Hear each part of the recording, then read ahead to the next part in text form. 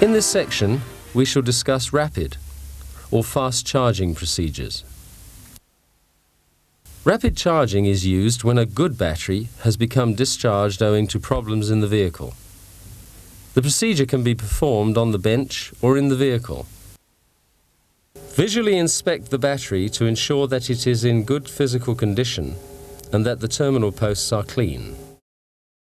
Remove the vent plugs and check that there is sufficient electrolyte. Ensure that you are working in a well-ventilated area.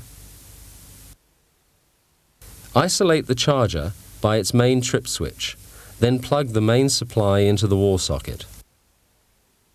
Set the charge rate indicator to the minimum position.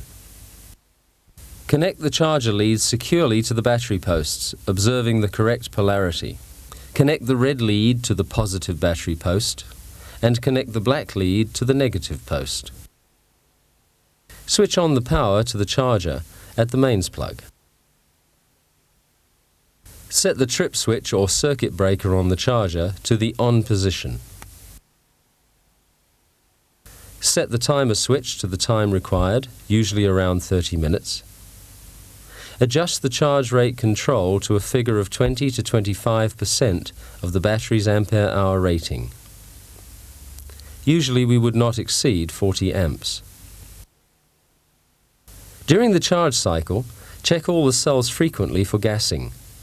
Gassing will indicate that the battery is approximately 70 to 80% charged. During the cycle, check the electrolyte temperature. Switch the charger off if temperatures reach 40 degrees centigrade. The machine will automatically switch off when the timer reaches 0. When the charge cycle is complete, switch off the circuit breaker on the charger. Disconnect the charger leads from the battery.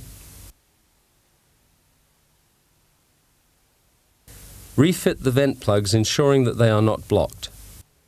The battery can now be returned to service.